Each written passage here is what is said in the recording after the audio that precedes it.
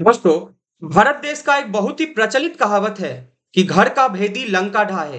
अर्थात अगर आपके घर का ही कोई सदस्य आपके घर के आंतरिक मसलों को लेकर बाहरी लोगों के बीच जाने का प्रयास करे तो आपके घर को टूटने से कोई भी नहीं बचा सकता।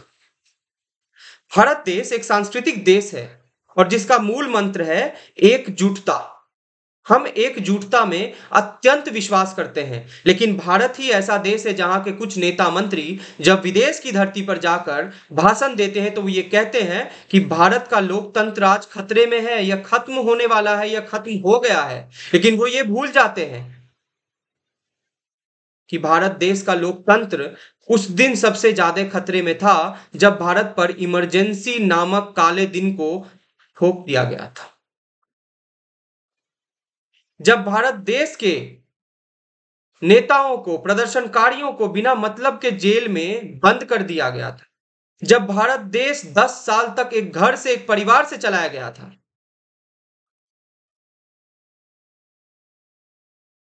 दोस्तों, जब भारत देश में खाने वाले, भारत देश से नाम कमाने वाले लोग, पत्रकार, नेता भारत को डिफेम करने में लग जाए तो ये भारत देश के लिए अत्यंत ही दुखद एवं शर्मनाक बात है। दिवाली की रात जब हम सब पटाखों के शोरगुल में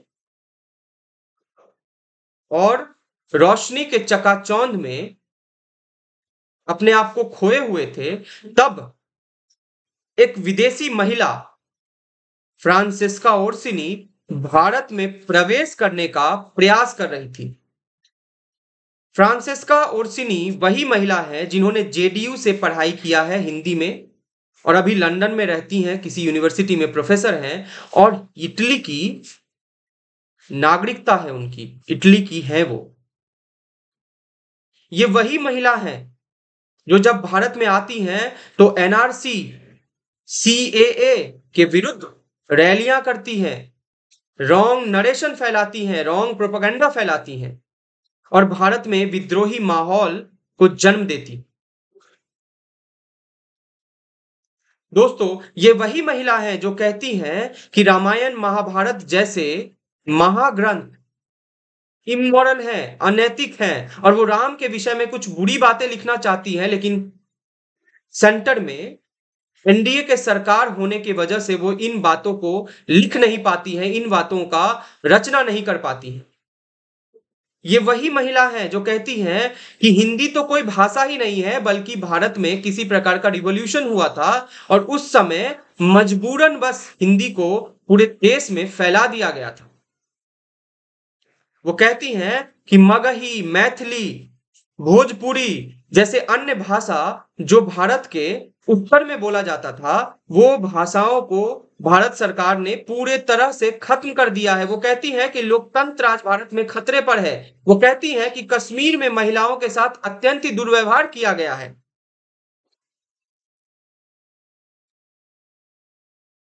वो उन्होंने बहुत सारे पुस्तकों का रचना किया और प्रत्येक पुस्तक में वो यही बताती हैं कि भारत में किस तरह से बुराइयां हैं। वो कहती हैं, एक पुस्तक जिसे उन्होंने एडिट किया है, उस पुस्तक में वो कहती हैं कि मुगल साम्राज्य के समय ही भारत का जो सांस्कृतिक माहौल था, भारत का जो कल्चर था, ट्रेडिशन था, वो सबसे बेहतरीन था। मतलब आज के भारत का संस्कृति, आज के भारत का कल्चर और ट्रेडिशन बहुत ही खराब है। मुगल के समय में जो संस्कृति, जो कल्चर भारत का था वो सबसे बढ़िया था। फ्रांसिस्का ओर्सिनी का ये बयान है और वो रैलियां करती है, उपद्रवी विचारधाराओं को सहयोग देती है। दोस्तों,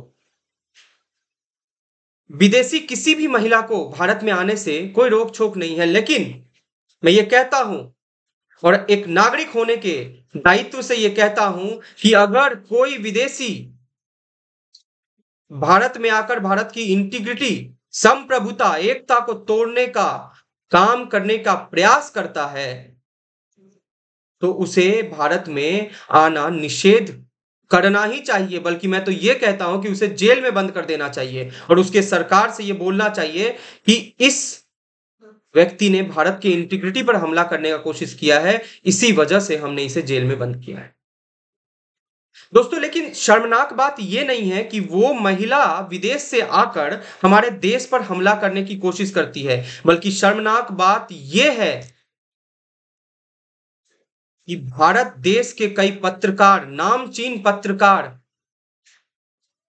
नामचीन चैनलों के पत्रकार, कई इतिहासकार इसका विरोध करते हैं कि भारत सरकार ने ऐसी विद्वान महिला को भारत में आने से क्यों रोका। यह अत्यंत शर्मजनक बात है। वो कहते हैं कि फ्रांसेस्का ओर्सिनी हिंदी की अत्यंत ही ज्ञानी विद्वान है। तो क्या हिंदी के विद्वान भारत में नहीं हुए? प्रेमचंद हुए, मैं कितनों का नाम लूं। भारत तो वो धरती है जहां पर विद्वानों की ही धरती है। नालंदा जैसी यूनिवर्सिटी भारत में ही थी और वो वहां पर बड़े बड़े पत्रकार आज ये कहते हैं, जो पत्रकार कभी किसी सभी न्यूज चैनलों को गोदी मीडिया के नाम से संबोधित करते हैं, वो फ्रांसिस्का ओर्सिनी के भारत में ना आने देना पर कहते हैं कि भारत सरकार को इस बात पर शर्म आना चाहिए कि उन्होंने एक हिंदी की सबसे बड़ी विद्वान महिला को भारत में नहीं आने दिया। वो ये कहते हैं, द वायर के एडिटर इन चीफ सिद्धार्थ ये कहते हैं कि भारतीय सरकार को अपनी सिक्योरिटी पर डर है। उन्हें डर है कि उनका सरकार कहीं गिर ना जाए, इसी वजह से वो इनसिक्योरिटी में आकर ऐसी विद्वान महिला को भारत देश में आने से निषेध कर रहे हैं। रामचंद्र गुहा जैसे इतिहासकार, रवीश कुमार जैसे पत्रकार कहते हैं कि भारत सरकार को शर्म आना चाहिए अगर वो फ्रांसिस्का ओर्सिनी को भारत देश में नहीं आने दे रहे हैं। उन्हें अपनी सरकार का गिरने का डर है, इसीलिए वो नहीं आने देना चाह रहे। और फ्रांसिस्का ओर्सिनी एक ऐसी महिला है जो कश्मीर की महिलाओं पर अत्याचार होने का एक एलिगेशन भारत सरकार पर लगाती है। वो उन महिलाओं का सपोर्ट करती हैं, सहयोग करती हैं जिनका उठना बैठना नक्सलियों के साथ में है। द वायर के जो द एडिटर इन चीफ हैं, उनकी पत्नी का कनेक्शन नक्सलियों के साथ पाया गया था। वो नक्सलियों के साथ मिलकर उन्होंने किसी का हत्या भी करवाया था। अरुंधति रॉय, नंदिनी मेनन ये सब कहती हैं कि कश्मीर को अपने आजादी के लिए लड़ना चाहिए, कश्मीरी महिलाओं को अपनी आजादी के लिए लड़ना चाहिए। मैं कहता हूं कि इन महिलाओं के रैलियों पर सरकार को पाबंद लगाना चाहिए, निषेध लगाना चाहिए, क्योंकि ये महिलाएं, ये पत्रकार, ये न्यूज रिपोर्टर्स किसी ना किसी जरिए से भारत में भड़काऊ भाषण देते हैं और एक नेगेटिव प्रोपेगेंडा फैलाने की, एक नेगेटिव नरेशन फैलाने की कोशिश करते हैं, जिससे भारत में विद्रोह जैसा माहौल उत्पन्न हो जाता है।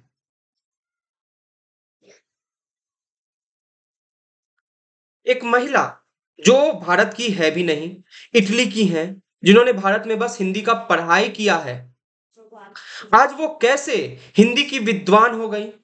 हो भी सकती है हिंदी की विद्वान, ठीक है, लेकिन हमारे देश के हिंदी के विद्वान, हिंदी साहित्यकारों से बड़ी वो कैसे हो गई कि वो हिंदी की इतनी बड़ी शोधकर्ता हो गई, जिसके लिए रवीश कुमार को रोना पड़ रहा है, जिसके लिए रामचंद्र गुहा जी को रोना पड़ रहा है, जिसके लिए द वायर के एडिटर इन चीफ को रोना पड़ रहा है, जिसके लिए भारत देश के कई नामचीन पत्रकार अपनी अपनी आवाज को बुलंद करने में लगे हुए हैं। क्योंकि उस महिला को भारत देश में नहीं आने दिया गया।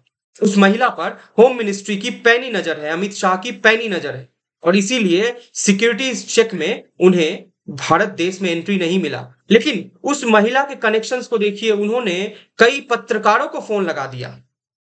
इटली की महिला होने के बावजूद में उन्हें भारत में इतना पहचान मिल गया है कि उन्होंने भारत के पत्रकारों को फोन लगाया, भारत के कई पत्रकारों ने कई और पत्रकारों को फोन लगाया और ये चेष्टा होता रहा दिवाली की रात को कि उन्हें भारत में आने का परमिशन मिल जाए, ताकि वो फिर से उपद्रवी भाषण देकर उपद्रवी माहौल को उत्पन्न कर सके भारत में और भारत की इंटीग्रिटी पर फिर से एक हमला हो सके।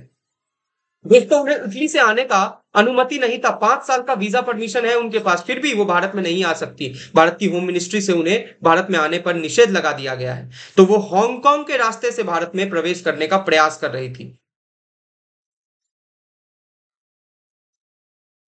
दोस्तों, बुरा बात यह नहीं है कि ओर्सिनी भारत में एंटर करने की कोशिश कर रही थी। बुरी बात तो यह है कि हम एकजुट कब होंगे।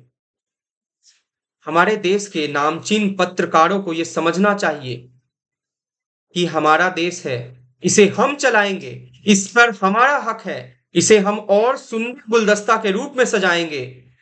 एकजुटता का पाठ हम सब न केवल भारत देश बल्कि बाहरी देशों को भी बताएंगे।